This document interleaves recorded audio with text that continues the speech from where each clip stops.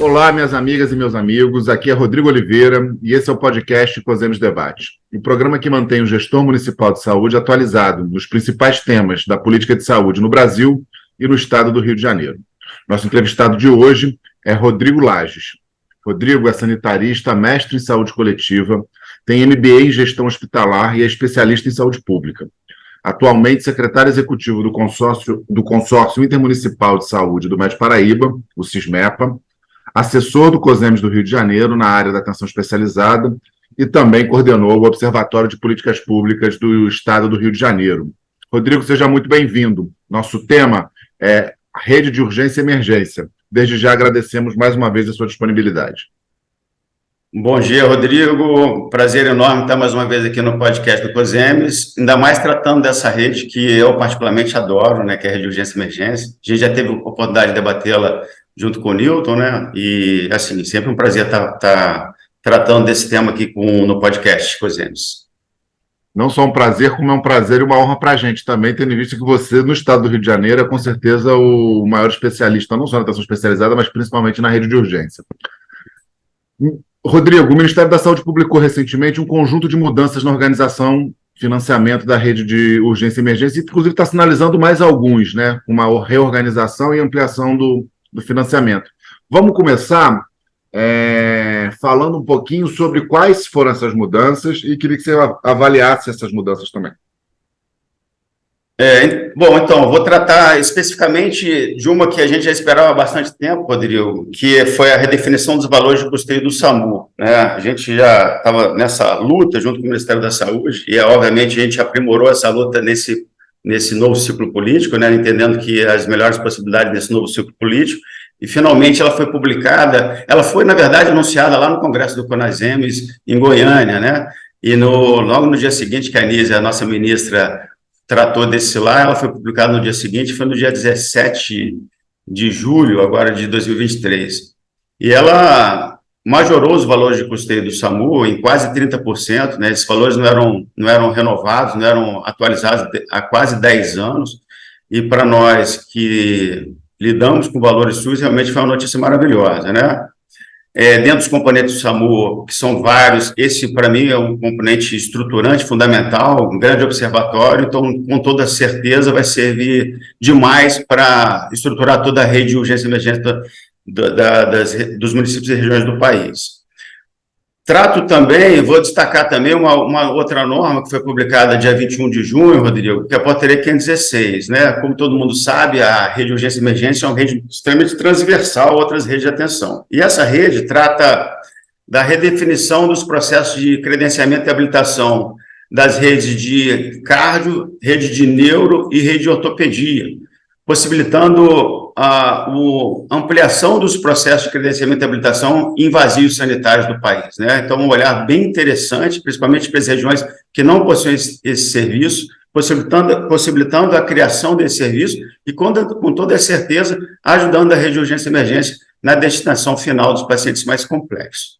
Então, essas são as duas normas que foram emitidas de maior importância que eu lembro da rede de urgência e emergência, mas, como você disse, a gente aguarda ainda notícias importantes da RUE, né? A gente aguarda ainda a redefinição das salas de estabilização, dos HPPs, vamos aguardar as novas novidades. Tivemos recentemente a publicação da PNAS, né? Da PNAES, da Política Nacional de Atenção Especializada, que com certeza vai desencadear uma série de outras normas importantes, não só para a RUE.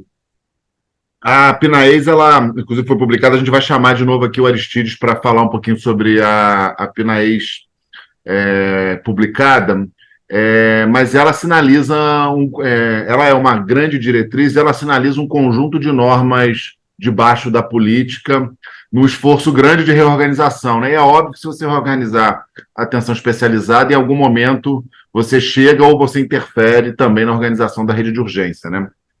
Com toda certeza, Rodrigo. Vamos lá, falar um pouquinho agora sobre os achados da rede de urgência e emergência no nosso estado. O Observatório de Políticas Públicas de Saúde do Estado do Rio de Janeiro, que você coordenou e coordena, publicou um boletim especial que aborda a rede de urgência. Eu queria que você desse para a gente um panorama dos achados nesse estudo que o Observatório publicou.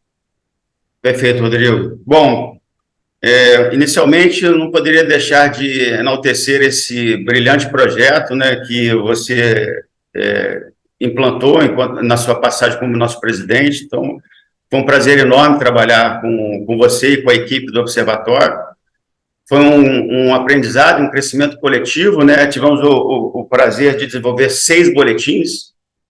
E nesse aprendizado, Rodrigo, nós entendemos, no desenvolvimento desses 6 boletins, que era necessário ter uma escuta maior do nosso principal cliente, que são os secretários municipais de saúde do Estado do Rio de Janeiro e seus respectivos técnicos. E aí os últimos boletins tiveram essa moldagem maior, quando a gente trabalhou mais com redes específicas, né? Trabalhamos com a rede cardio, com a rede de onco, trabalhamos uma distribuição de médicos no Estado do Rio de Janeiro e culminou com a rede de urgência e emergência, que para mim, na minha opinião, foi o boletim realmente que fechou esse primeiro ciclo do boletim com chave de ouro. Então, nesse boletim especificamente, vou aproveitar e citar que a gente, nessa atuada do Observatório, publicamos apresentamos vários trabalhos em congressos, e eu destaco o trabalho apresentado no Congresso Mundial de Roma, muito bacana também, muito bacana também. E aí, Rodrigo, nesse último boletim, a gente fez uma abordagem, inicialmente, não poderia ser diferente, das normas estruturantes da rede de urgência e emergência, desde da implantação do SUS com a Constituição Federal de 88, e aí eu rapidamente vou destacar algumas que a gente faz questão de falar, né? A Portaria 2048, que até hoje é citada por quem trabalha na rede de urgência e emergência como referência, a Portaria 1863 e 1864, que criou a PNAL naquele momento, e depois o componente SAMU, o componente realmente para mim, é um dos mais importantes. Finalmente, tivemos a implantação em 2009 das UPAs, e 2 anos depois, a reformulação da PNAL com a publicação da Portaria 2395, que é uma portaria que traz alguns componentes fundamentais para a rede de atenção hospitalar, como portas prioritárias, aborda 4 linhas prioritárias, como IAM, trauma, pediatria e AVC, e traz também a possibilidade de custeio de leitos de retaguarda clínica, terapia intensiva, e um pouquinho adiante de cuidados prolongados. Nessa toada, Rodrigo, a gente ainda fala um pouquinho da política estadual. A gente cita também o diferencial que o Estado do Rio de Janeiro tem no cofinanciamento de alguns componentes importantes, que é o SAMU e a UPA no Estado do Rio de Janeiro, diferente de outros estados da União. Isso realmente, para a gente, tem sido um desafogo do ponto de vista de custeio. Então, essa foi a parte mais introdutória. Depois a gente adentra um pouquinho mais no comportamento da rede de urgência e emergência no Estado do Rio de Janeiro. Faz um levantamento utilizando as ferramentas hoje oficiais, não teria como ser diferente. A gente utiliza o CNES e o CIA, né, sabendo da fragilidade desses 2 sistemas, mas, de qualquer forma, deu para ter um excelente diagnóstico, né? Nesse diagnóstico, a gente aponta a diferença de distribuição de serviços de saúde e de atendimento de todo o Estado do Rio de Janeiro, né? Isso, para a gente, foi um cenário preocupante, Rodrigo.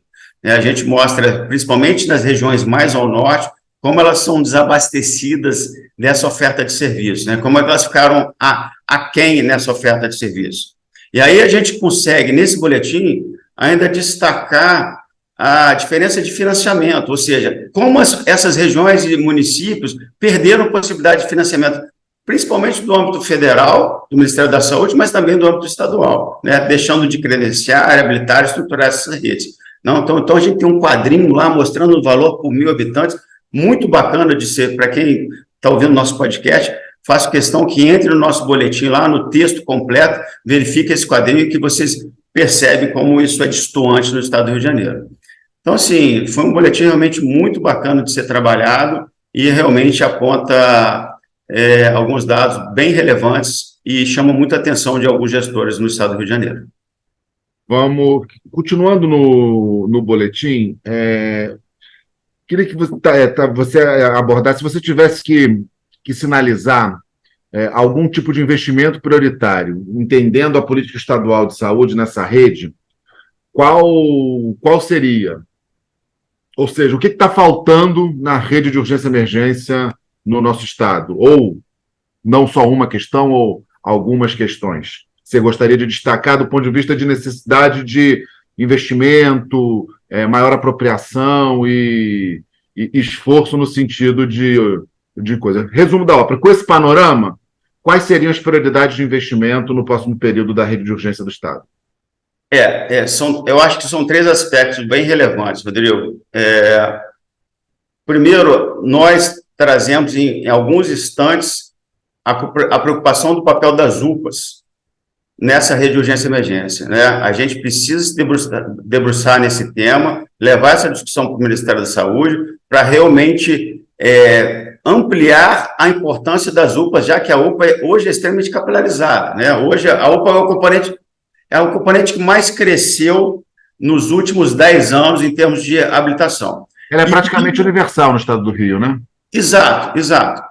E que tem, hoje, um papel ainda interrogado, por incrível que pareça. Então, a gente precisa ampliar essa discussão com o Ministério da Saúde. A gente já teve a oportunidade de debater isso com o Newton, mas a gente precisa continuar. O Newton traz uma importância grande das UPAs, mas a gente ainda precisa realmente interrogar algumas questões dela.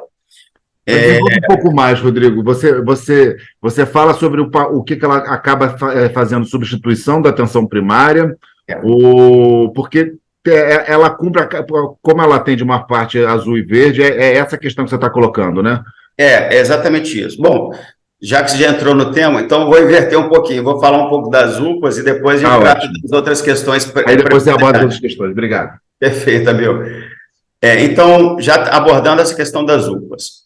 A UPA, não sei se, acho que nem todo mundo sabe, mas a UPA foi criada no estado do Rio de Janeiro em 2007, né? Se eu não me engano, pelo secretário Sérgio Cortes, o governador era Sérgio Cabral. Foi implantado, no meu ponto de vista, por mais uma visão mais política do que técnica, né? Já que tinha uma roupagem mais política, através de contêineres, baixa estrutura, baixa resolutividade. Então, nesse formato, já começou assim, vamos pôr assim, com o pé esquerdo. Em 2009, o Ministério da Saúde incorporou isso como política nacional, né? E aí, conforme eu já disse, ela deu um boom no país. Ela cresceu absurdamente, principalmente nos estados mais ao sul do país. E aí, ela teve como o diálogo previsto à época, que era de desafogar a porta de entrada do hospitalar, ou seja, diminuir a superlotação dos hospitais e ser mais resolutiva nesse meio termo aí, APS e hospital, e ela não conseguiu fazer esse papel. Você pega hoje o perfil de atendimento de uma UPA, é verde e azul, 70%, 80% é verde e azul, ou seja, ela está ocupando o papel da OPS e não está desafogando o papel de superlotação dos hospitais. Você sabe que tem estudos, desculpa, você sabe que tem estudos que apontam que ela substituiu, né? Ela não foi mais, né? Tem um estudo de Curitiba, não vou lembrar o ano, mas que a entrada das UPAs significou 2 milhões de consultas ano a mais na rede de urgência, que foram diminuídas de mais ou menos 2 milhões de consultas na atenção primária de Curitiba. Exatamente. Rodrigo, e além disso, um pouco mais, né? Então, ou seja, está claro que ela não é resolutiva o suficiente, ou seja, ela não tem um aparato tecnológico para dar conta de não referenciar para a porta hospitalar, e ela culturalmente criou um ponto de atendimento que tem laboratório, que tem raio-x, e que, teoricamente, vai dar um maior suporte para esse paciente, mas que não dá, né? Além disso, vou ampliar um pouquinho mais essa discussão do ponto de vista de financiamento, né? Mais uma vez, é que eu sempre falo, Rodrigo, infelizmente, boa parte do gestor não faz conta. Porque se fizesse conta, não implantava a UPA, amigo. UPA não dá conta de... o recurso financiado pelo Ministério da Saúde não paga nem 1/3 do custo dessa UPA. Normalmente, a relação de custeio do Ministério da Saúde está em torno de 50%, da UPA é menor. Se você qualificar, ainda melhora um pouquinho, mas não chega nem perto, né? O Estado do Rio de Janeiro tem um desafogo, tem um cofinanciamento, mas mesmo assim é bem deficitária. Então, se o gestor se fizesse conta, não implantava uma UPA nova. Quando você tem um PS, já é diferente, porque você pode transformar um PS numa UPA ampliada ou reformada, e aí você já custeia com a fonte do Tesouro Municipal, e aí sim você vai atenuar esse déficit. Já é uma outra roupagem, mas quando você tem criar uma UPA nova, não. Então, assim, eu acho que o Ministério da Saúde, a gente, relembrando mais uma vez a entrevista com o Newton, tem essa preocupação, e nós aqui, representantes do COSEMES, e que temos participação no CONASEMES, também temos que elevar, acender essa discussão para realmente incorporar mais e melhorar o papel das UPAs dentro de uma rede de urgência e emergência. Tá? Pode seguir com os outros 2 pontos que você gostaria de destacar. Perfeito, perfeito, perfeito. Bom, não tem dúvida, assim, eu acho que são 2 pontos importantes que a gente destaca no boletim. Um, a gente não pode realmente elevar o papel do Estado nos últimos anos na política de urgência e emergência. Aí eu destaco o papel do nosso coordenador de urgência e emergência, doutor Eduardo Lenini, que realmente é um guerreiro nessa área. Ele é presente em várias regiões, ajuda na formulação dos planos de ação regional da RUI, que é um documento supra. Sem a PAR-RUI você não consegue nada junto ao Ministério da Saúde, e para desenvolver a PAR-RUI você tem que ter um diálogo regional importante dentro das comissões intergestoras, e por incrível que pareça, essas regiões com maior vazio assistencial dentro da rede de urgência e emergência não tinham PAR-RUI, né? Então eu destaco a Noroeste, destaco a Norte, destaco a Baixada Litorânea, parte da Serrana, que agora estão no crescente. Estão no crescente porque realmente teve investimentos mais pesados dentro dessa área por parte da Secretaria de Estado, com financiamento mais forte e com a doação de ambulância. Então, realmente, a gente tem que bater palma para essa postura política do governo do Estado do Rio de Janeiro. Em contrapartida, o ponto negativo é realmente como destoa, né, como ainda tem um hiato enorme do financiamento, haja visto que essas regiões só se preocuparam com isso nos últimos 2 anos. Então, a gente está falando de mais de 20 anos de implantação da política, você vê, mais de 20 anos sem financiamento adequado dentro de uma região de saúde. Então, isso é muito preocupante. Então, mais uma vez, eu chamo a atenção para os gestores para dar uma olhadinha nos mapas que a gente traz no boletim. Você vê a diferença de cores lá, é absurda, Rodrigo, do ponto de vista de financiamento e de oferta de serviço. Então, por favor, se apropriem, corram atrás, porque estão disponíveis as possibilidades, só precisa realmente de apropriação, vontade técnica e política para fazer realmente isso acontecer. E, por favor, façam movimentos baseados também em estudos de necessidade, né? Porque um dos problemas do Estado do Rio de Janeiro, eu vou arriscar dizer aqui, é justamente uma certa hipertrofia e uma inflação do mercado de plantão, de urgência e emergência, que não necessariamente foi acompanhado da devida necessidade, produzindo, além de um desvirtuamento da lógica e do papel da UPA, esvaziando o papel da atenção primária, mas também produzindo um processo que tem aumentado de forma importante, embora agora tenha estabilizado nos últimos 5, 10 anos, o custo e os processos na região, obviamente penalizando os municípios. Alguma coisa para destacar no componente hospitalar e no componente de CTI, coordenação e regulação da RUI? E aí a gente já passa para a última pergunta. Não tem dúvida que dentro dos componentes, um componente importante povoar essas regiões com leite de retaguarda clínica e terapia intensiva, né? Eu mencionei já a portaria 2395, onde ela traz essas possibilidades, ela está vigente, são custeios diferenciados importantes, né? E que, por incrível que pareça, você tem como exemplo a região norte, mas a região norte, em termos de retaguarda e terapia intensiva da RUI, é a mais abastecida, mas, obviamente, ligada principalmente a Campos de Goytacazes. Tem uma rede hospitalar forte, presente, infelizmente, a atenção primária com uma cobertura pequena, mas uma certa inversão, mas, de qualquer forma, dá uma retaguarda importante na rede de urgência e emergência para essa região específica. Tá? Só destacando, no paralelo da sua fala anterior, a PNAES traz muito isso também, tá? A PNAES traz muito isso, trazer oferta de serviços sustentáveis e baseada em necessidade de saúde. Muito interessante, tá? Ela está bem atrelada à nova Política Nacional de Atenção Especializada. Caminhando para o fim, Rodrigo, infelizmente, porque tu sabe que se deixar eu e você, a gente vai ficar aqui falando sobre a organização do sistema, muito bom. do Sistema Estadual de Saúde, que tem sido, de fato, um objeto, uma curiosidade, uma paixão minha. Salas de estabilização tiveram sua importância relatada por gestores municipais a partir da publicação, em 2011, da portaria 2338. Essas salas auxiliaram e deram alguma relevância e funcionaram aos hospitais de pequeno porte nas redes de urgência, principalmente no interior, onde a oferta é menor, onde a oferta de portas hospitalares e pré-hospitalares fixos é menor. Entretanto, a expectativa não se traduziu em habilitações e incentivos, ou seja, a possibilidade, a política que abriu essa possibilidade de habilitação não significou, como em outros casos, um aumento, ao contrário, né? As UPAs seguiram num ritmo muito mais veloz.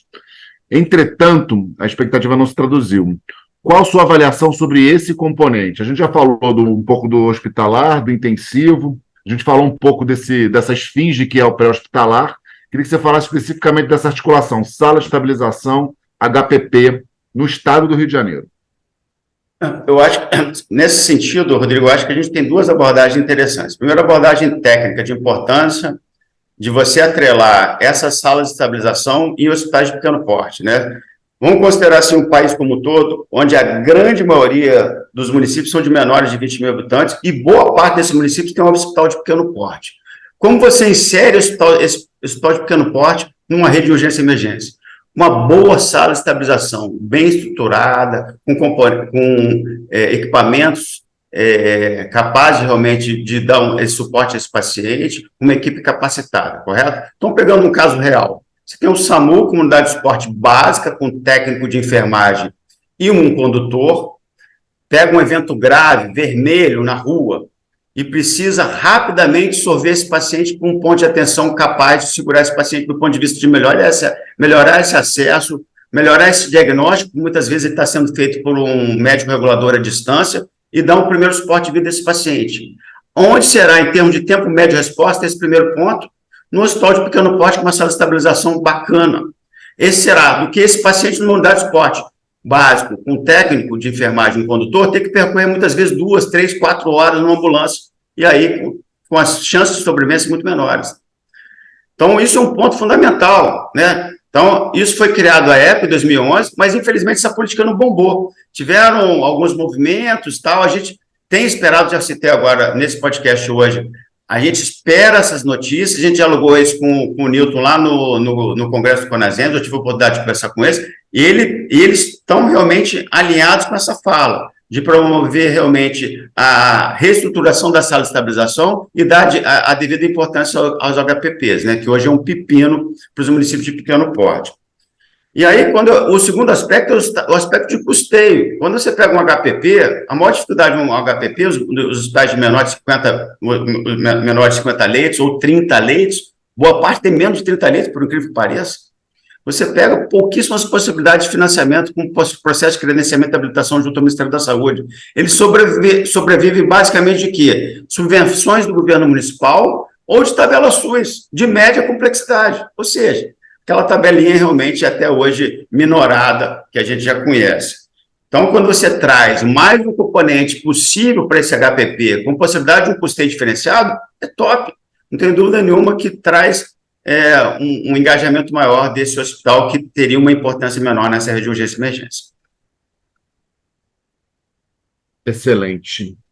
Para finalizar, qual recado você gostaria de deixar aos gestores e gestores municipais de saúde quando o assunto é urgência e emergência? Rapaz, então, bom, primeiro, assim, eu acho que os gestores, primeiro, têm que ter um olhar introspectivo dentro do seu território, do ponto de vista de estruturação dessa rede, né? Lembrando sempre que a APS faz parte da rede de urgência e emergência, é um componente da rede de urgência e emergência e tem que ser o ordenador dessa rede de urgência e emergência, né? O primeiro olhar desse caminhar desse paciente dentro dessa rede de urgência e emergência, né? E aí, pensando num território de um município pequeno, onde vai ter que dialogar regionalmente com os demais pontos de atenção e pensar realmente que esse paciente vai, mas volta, e tem que voltar, né? Pensando no aspecto realmente de pactos e de custeio dessa rede, né? A PNAES, mais uma vez citando, desculpa, mas é porque eu estou trabalhando diretamente com ela agora, vou fazer uma apresentação agora na diretoria do COSEMP sobre a PNAES, e aí está fresquinha na minha cabeça. E aí ela traz um termo que é bem interessante, que é o efeito velcro, né? Efeito velcro. Ou seja, a atenção especializada muitas vezes tem o efeito velcro, que o paciente vai e fica na atenção especializada, seja no hospitalar ou algum outro ponto de atenção.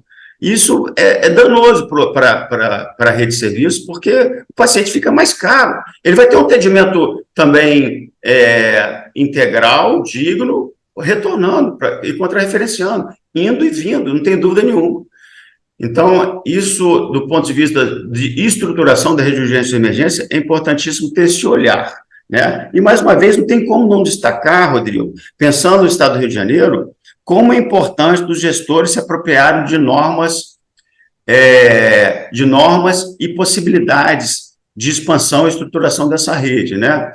Aí eu lembro, principalmente, eu vou deixar de lado as UPAs um pouquinho, né, já lembrando o diálogo que nós tivemos hoje, mas principalmente nas possibilidades da rede de atenção hospitalar. Como são importantes os cofinanciamentos trazidos pelo Ministério da Saúde, dos componentes trazidos pela portaria 2395. Aí eu destaco as portas de entradas prioritárias, não sei se todos os gestores sabem, mas elas trazem desde o porte 2, que pagam R$300 mil por mês, ao porte 1, que pagam R$200 mil por mês, e ao porte geral, que pagam R$100 mil por mês. Isso é um diferencial de custeio enorme para um hospital aí, vamos pôr assim, um hospital de médio porte, por exemplo, que pode ser uma porta de entrada prioritária, tendo pelo menos uma atividade de alta complexidade no seu hospital. Além disso, tem os leitos de retaguarda, leitos de terapia intensiva, que tem um custeio diferenciado. A gente sabe, por mais que o Ministério tenha melhorado essa tabela recentemente, mas ainda se debruçando em cima do custo dessa internação, ainda a diferença é muito grande. E com toda certeza, quando você qualifica esse leito, você atenua esse cenário. E, obviamente, quando você melhora esse custeio, você melhora o quê? A qualidade desse atendimento. E isso que a gente sempre busca, né, Rodrigo? Né? Trazer essa boa relação para o gestor, mais cômodo, mas, fundamentalmente, melhorando a qualidade desse atendimento dentro dessa rede tão importante. Rodrigo, isso é um resumo, né? Obviamente, a gente poderia estar abordando diversas outras estratégias e pontos importantes para essa rede que eu adoro, né? Sou suspeito, mais uma vez, mas eu acho que, em suma, é isso, amigo. Muito, muito obrigado, Rodrigo. Sempre um prazer e sempre um processo muito importante de aprendizado, esse diálogo contigo. Esse foi o nosso COSEMES em Debate. Quero agradecer a presença e a atenção de todos. Secretarias Municipais de forte abraço do Estado do Rio de Janeiro. COSEMES RJ. Apresentação e roteiro, Rodrigo Oliveira. Apoio e edição, equipe de comunicação do COSEMES.